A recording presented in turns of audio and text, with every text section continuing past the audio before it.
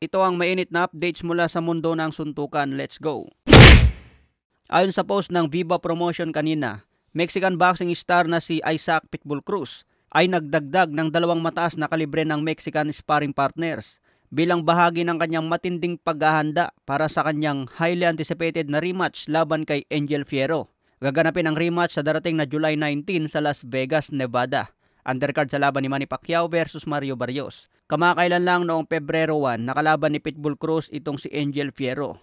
Isang mainit na laban ang pinakita. Sa bakbakang ito muling ipinakita ni Pitbull ang kanyang bangis at agresibong fighting style.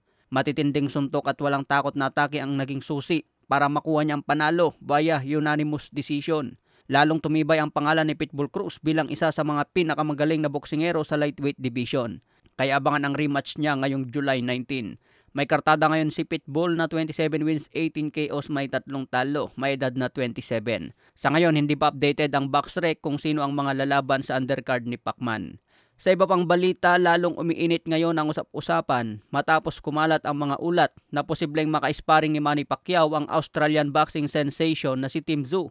Pwede raw mangyari ito sa susunod na linggo. Kinumpirma ng Fox Sports Australia na si Tim Tszyu ay kasalukuyang nakipag-usap upang maka-sparring si Manny Pacquiao. Kung mangyari ito, magiging magandang tune-up ito para kay Pacquiao. Lalo na isang magaling na former champion si Tim Tszyu. Mas magaling pa si Tim Tszyu kumpara kay Mario Barrios. Matatandaan na kinuwang sparring partner din si Tim Tszyu noong naghahanda si Manny Pacquiao kontra Kid Thurman. Kaya makakatulong ito ng malaki kay Manny Pacquiao para makapaghanda ng mas matindi. Para naman kay Tim Tszyu, malaking opportunity rin ito para makakuha ng valuable experience matapos ang kanyang huling pagkatalo kay Bakram Murtazaliev by TKO. Naghahanda rin ngayon si Tim Tszyu para sa paparating na rematch kontra Sebastian Fundora. Magiging undercard ito ni Manny Pacquiao sa Las Vegas.